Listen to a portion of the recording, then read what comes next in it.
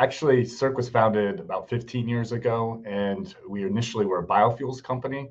Back in 2018 is when we discovered we could do textile recycling. At that time, there was some new promising chemical recycling technologies, but everybody was pretty much at the early stages of the lab or maybe small pilots. What's changed today is that a lot of those companies, including Circ, have scaled to where they're now ready to build their first large industrial recycling facilities.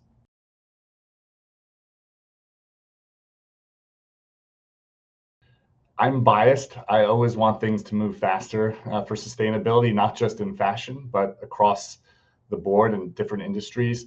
Our planet is literally on fire, and we need to take it seriously. With fashion, I think it's particularly challenging to move fast because it's such a fragmented industry. And what I mean by that is you can think of the largest brands, and they're still less than 1% of annual production for textiles. And so it's very difficult when you have such a fragmented field of companies to bring about real change.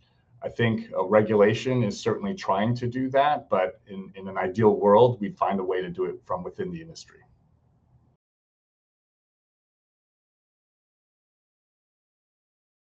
Circ brings a lot to the fashion sustainability transformation, particularly in our ability to target the most difficult type of material to recycle, and that's blends of polyester and cotton specifically, which is the majority of the fabrics produced today. Whenever you take a plastic like polyester and mix it with a natural fiber like cotton, it's really hard to separate them without damaging one or the other. Circ's solution is able to separate out the polyester from the cotton, clean up both streams, and put them back into the existing supply chain to make new clothing again from old. Next generation fibers have a huge role to play in the transformation of the fashion industry, whether you're talking about circular fibers or new fiber types, new chemistries that we haven't really adopted mainstream. The reason why is we're starting to see that sustainability is not just a nice to have, it's a necessity, particularly as climate plays a role in the ability for brands to source from certain regions. You can have a massive flooding that takes out your cotton crop, for example, and can cause you a lot of challenges.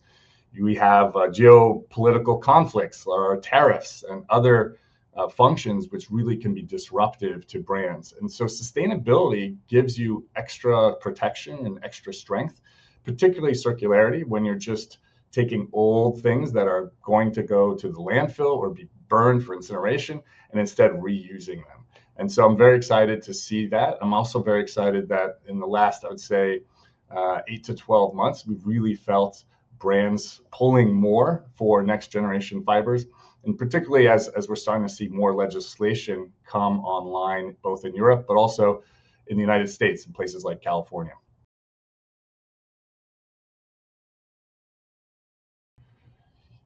Yes, to be quite frank, next generation fibers are still too expensive, but that's normal. When you think about the first smartphones or the first Tesla EVs, they were very expensive, and now they've become normal. And I think for this industry and for sustainability to truly happen for our planet, we need to make sure next generation fibers cost the same as virgin.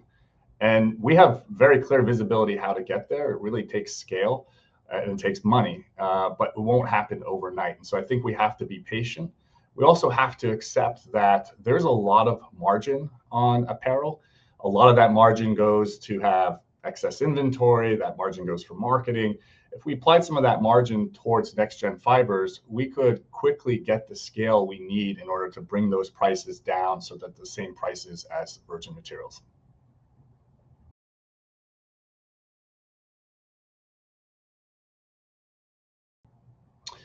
What does next gen need to move forward? I would say it needs all of it. It needs innovation, it needs investment, it needs demand, it needs regulation. They all have to play together. This is such a large industry. It's one of the oldest industries. It's what started the Industrial Revolution. So changing it won't happen overnight. It will need coordinated efforts. It will need leadership from brands, leadership from regulators, leadership from supply chain and innovators. We're excited to be playing a big part of that, and we're really excited to be part of the shift in the industry.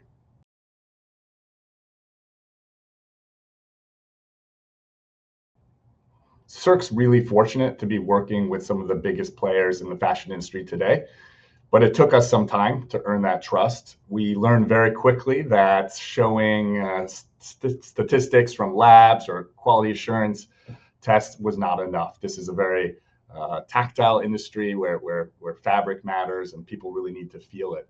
And so we worked very closely with some of our brand partners in order to build that trust, to show them that this material can perform just the same as virgin, and to ultimately release commercial products with them where they trust to put their brand on the material as well as Circ's brand.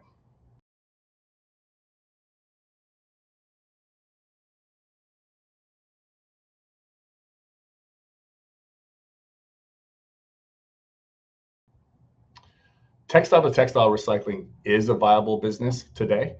It can get better, but it is viable because what we're doing is we're converting a waste product into value. And for our case at Circ, we're able to take the material that really doesn't have a very high secondary value, that it doesn't really work very well for other applications like shoddy fiber or downcycling.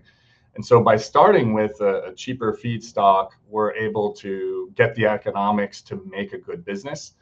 But to really capture change and to really capture market share, we want to come down the cost curve so that we're equivalent to virgin. And to get there, we need to get scale. And with scale will come investment. And with that will come more demand as more and more consumers recognize that there's a better way.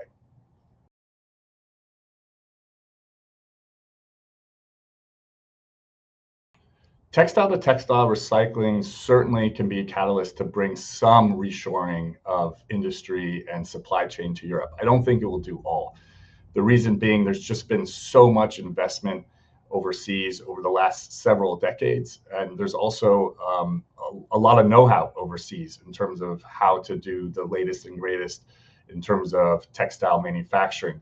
That being said, there still is a lot of resources that can be captured that are currently not captured. They're going to landfill or incineration. And by being able to create that raw material within the borders of Europe, it will certainly incent and create more production on European shores.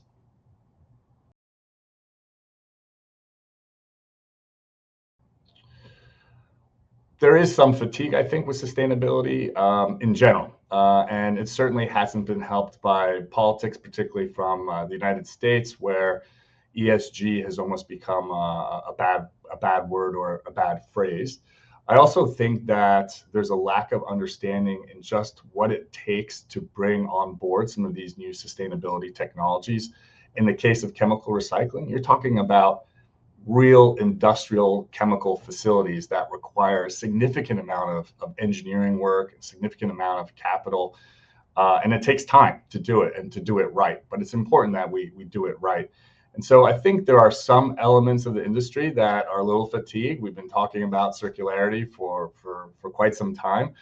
But I think there's others that are coming to better understand exactly what it takes to bring it and are not giving up, particularly as we continue to see climate disasters everywhere we go and consumption of apparel continuing to accelerate as we add more people to the planet and as more and more people come out of the poverty lines. The first things they're buying are more clothing, as they should. And so we're going to have a scarcity problem if we don't address circularity and find a way to scale it as soon as possible. I would convince a fashion exec that they need to adopt next gen fibers because by telling them that they're already behind, their competitors are doing it. And if they're not seeking those resources, if they're not getting basically options to future production through offtakes or other mechanisms, they're going to be behind and their customers will know it and they'll lose some of their customers. I think some consumers, just like in any industry, are early adopters. They want to see what the newest technology is, and they are also very passionate about the planet. And so those consumers are already doing it, and they're already willing to pay more.